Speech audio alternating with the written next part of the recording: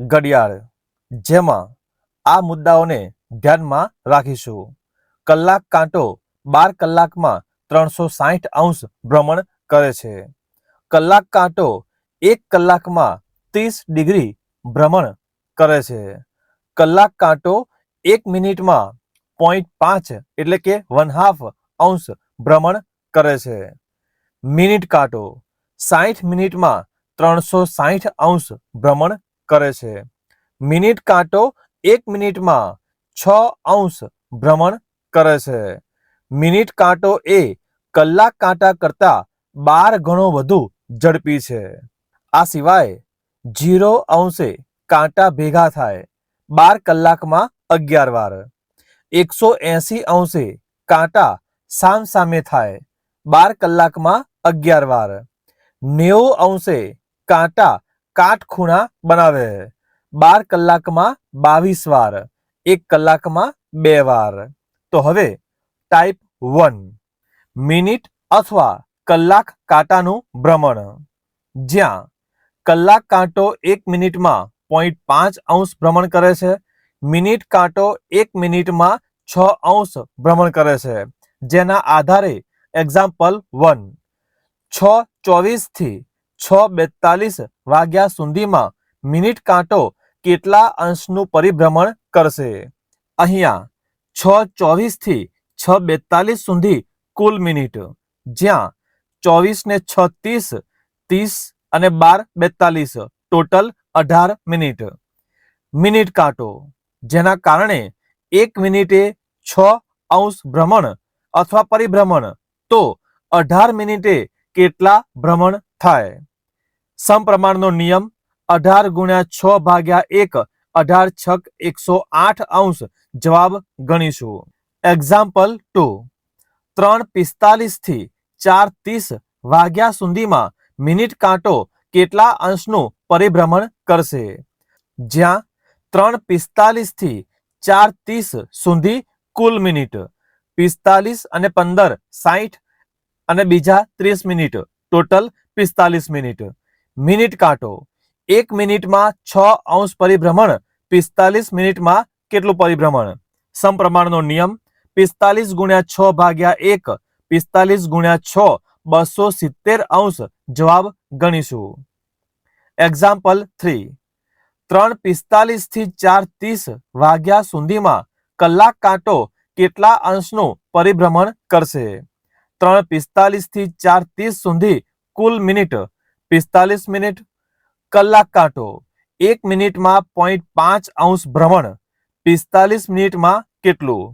45 ગુણ્યા 0.5 ભાગ્યા 1, જ્યાં 45 ગુણ્યા 5 કરીશું અને એક ડિજિટને કટ કરીશું, 22.5 જવાબ ગણીશું. ટાઈપ 2, મિનિટ અથવા કલાક કાંટા વચ્ચેનો ખૂણો. જ્યાં સ્ટેપ 1, ખૂણો બરાબર 60 કલાક ઓછા 11 મિનિટ ભાગ્યા 2.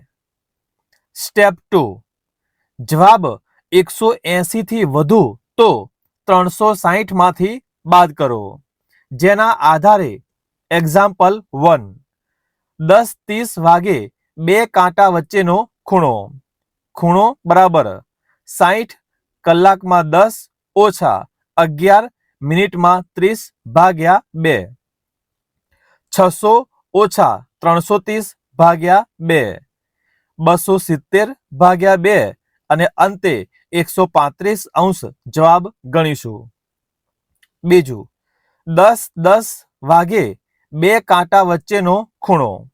ખૂણો બરાબર 60 કલાક જ્યાં 10 ઓછા 11 મિનિટ જ્યાં 10 ભાગ્યા 2, 600 ઓછા 110 ભાગ્યા 2, જેથી 490 ભાગ્યા 2, અંતે 245. નોંધ, 180 થી વધુ જેથી 360 માંથી બાદ કરીશું, તો 360 ઓછા 245, જેથી ફાઇનલ આન્સર 115 ગણીશું. ટાઈપ 3, 0 મિનિટ અને કલાક કાંટા ભેગા થવા માટે, જેને ક્રોસ લાઈન ગણીશું. Cross line is equal to બંને પૈકી નાનો કલાક ગુણ્યા 60 ભાગ્યા 11, જેના આધારે એક્ઝામ્પલ 1, 5 થી 6 વાગ્યા વચ્ચે કયા સમયે ઘડિયાળનો કલાક કાંટો અને મિનિટ કાંટો એકબીજા સાથે 0° ખૂણો અથવા ક્રોસ કરશે અથવા ભેગા થશે, જ્યાં ક્રોસ લાઈન બરાબર બંને પૈકી નાના કલાક ગુણ્યા 60 ભાગ્યા 11, જેથી 5 ગુણ્યા 60 ભાગ્યા 11 300 ભાગ્યા 11 મિશ્ર અપૂર્ણાંકમાં જવાબ રાખીશું 27.3 મિનિટ, જેથી જવાબ 5 વાગ્યાને 27:03 મિનિટ. એક્ઝામ્પલ 2, 6 થી 7 વાગ્યા વચ્ચે કયા સમયે ઘડિયાળના કલાક અને મિનિટ કાંટા ભેગા થશે? ક્રોસ લાઈન બંને પૈકી નાનો કલાક ગુણ્યા 60 ભાગ્યા 11, જેથી 6 ગુણ્યા 60 ભાગ્યા 11 360 ભાગ્યા 11 મિશ્ર અપૂર્ણાંકમાં જવાબ 32.8 મિનિટ, જેથી 6 વાગ્યાને 32.8 મિનિટ ફાઇનલ જવાબ ગણીશું. ટાઈપ 4, 180°. મિનિટ અને કલાક કાંટો સામ સામે આવે ત્યારે, મતલબ opposite. Opposite is equals to બંને પૈકી નાનો કલાક +-6 ઇન્ટુ 60 ભાગ્યા 11. નોંધ, કલાક 6 થી વધુ તો માઇનસ અને કલાક 6 થી ઓછા તો પ્લસ લેવાનું રહેશે, જેના આધારે એક્ઝામ્પલ 1, 9 થી 10 વાગ્યા વચ્ચે કયા સમયે ઘડિયાળનો કલાક અને મિનિટ કાંટો એકબીજા સાથે 180° ખૂણો અથવા વિરુદ્ધ અથવા વિપરીત અથવા સામસામે આવશે? ઓપોઝિટ ઇઝ ઇક્વલ્સ ટુ બંને પૈકી નાનો કલાક +-6 ઇન્ટુ 60 ભાગ્યા 11, જેથી 9 - 6 ગુણ્યા 60 ભાગ્યા 11 3 ગુણ્યા 60 ભાગ્યા 11 180 ભાગ્યા 11 અને મિશ્ર અપૂર્ણાંકમાં જવાબ 16.4 ભાગ્યા 11 મિનિટ. એક્ઝામ્પલ 2, 3 થી 4 વાગ્યા વચ્ચે કયા સમયે ઘડિયાળનો કલાક અને મિનિટ કાંટો એકબીજાથી સામસામે આવશે? ઓપોઝિટ ઇઝ ઇક્વલ્સ ટુ બંને પૈકી નાનો કલાક +-6 ગુણ્યા 60 ભાગ્યા 11, જેથી 3 + 6 ગુણ્યા 60 ભાગ્યા 11 9 ગુણ્યા 60 ભાગ્યા 11 540 ભાગ્યા 11 અને અંતે મિશ્રમાં 49.1 ભાગ્યા 11 મિનિટ ફાઇનલ જવાબ ગણીશું. ટાઈપ 5, 90°. મિનિટ અને કલાક કાંટો કાટખૂણે થાય એટલે કે રાઈટ એંગલ.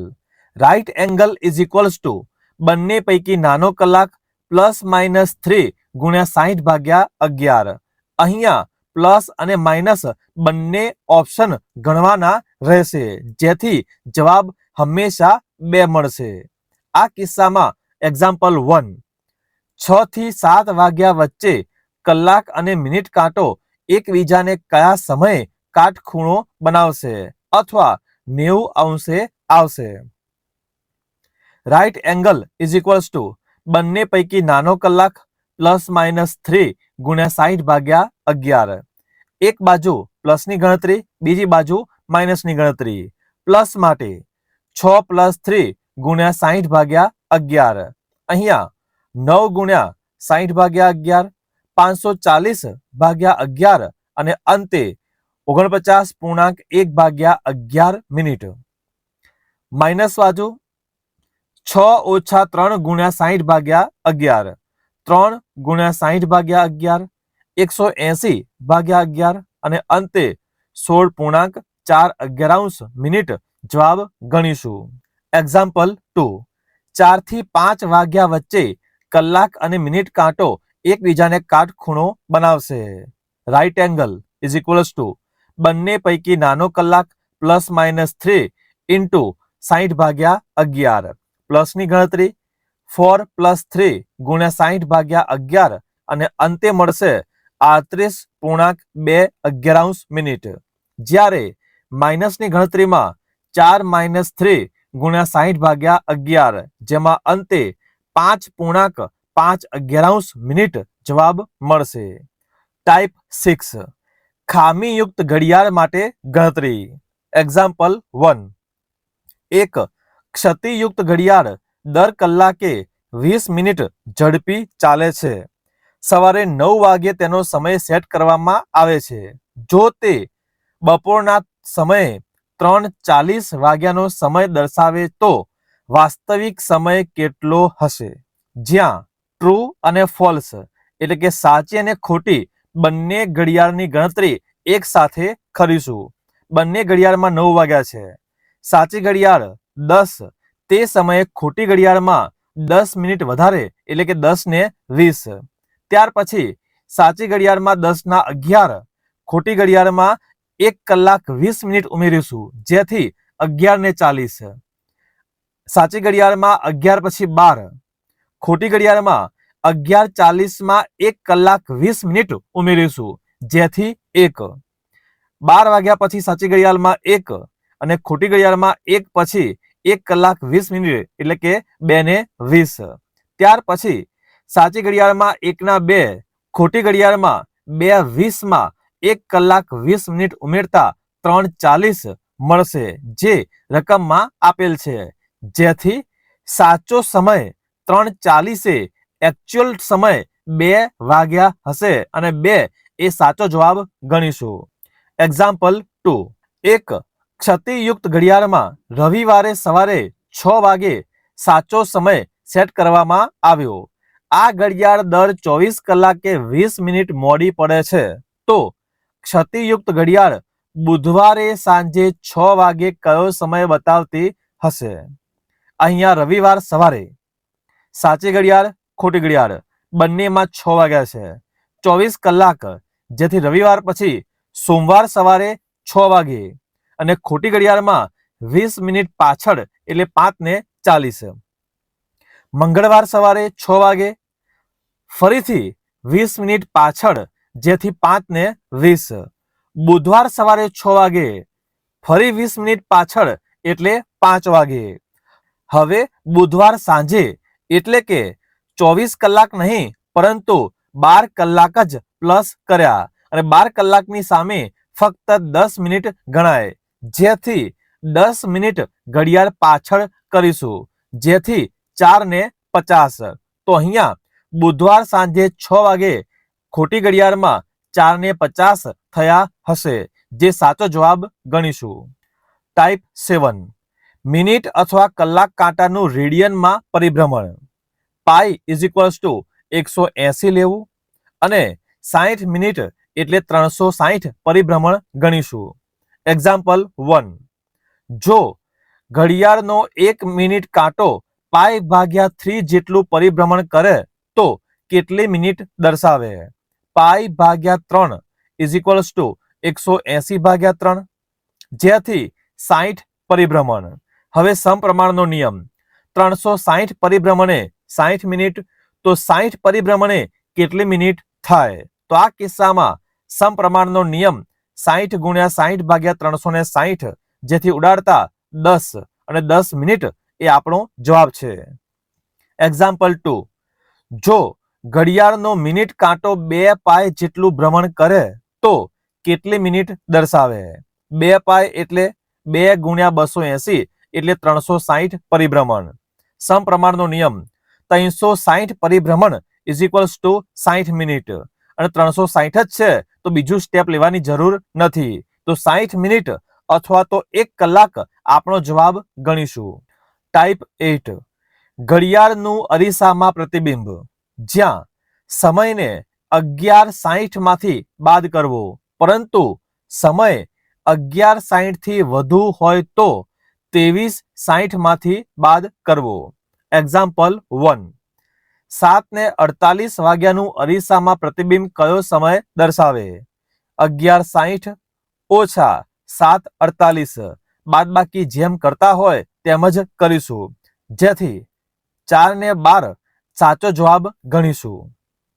એક્ઝામ્પલ 2. 12:50 વાગ્યાનું અરીસામાં પ્રતિબિંબ કયો સમય દર્શાવે? અહીંયા 23:60 ઓછા 12:50 બાદબાકીની જેમ જ 11:10 એ આપણો જવાબ ગણીશું. અને અંતે ટાઈપ 9 ઘડિયાળનું જળમાં પ્રતિબિંબ 6:30 અથવા 18:30 30 મિનિટ કે ઓછો સમય હોય તો આ ભાગને ધ્યાનમાં લઈશું. આગળના સમય માટે 17:90 30 મિનિટથી વધુનો સમય હોય ત્યારે. આ કિસ્સામાં એક્ઝામ્પલ 1 8:45 વાગ્યાનું જળ પ્રતિબિંબનો સમય. અહીંયા 17:90 ઓછા 8:45 જેથી જવાબ 9:45 મળશે. એક્ઝામ્પલ 2 10:20 વાગ્યાનું જળ પ્રતિબિંબનો સમય. અહીંયા 18:30 ઓછા 10:20 જેથી 8:10 જવાબ મળશે. અને ત્રીજું 4:10 વાગ્યાનું જળ પ્રતિબિંબનો સમય. આ કિસ્સામાં 6:30 ઓછા 4:10 જેથી એકચ્યુઅલ આન્સર 2:20 મળશે. તો આ પ્રમાણે સમયને અનુકૂળ નજીકનો ઓપ્શનને ધ્યાનમાં લઈને ગણતરી કરીશું. આવા જ પરીક્ષા સંલગ્ન તમામ ટોપિક માટે સબસ્ક્રાઇબ કરો. જલ્દી મળીશું નવા વિડીયોમાં.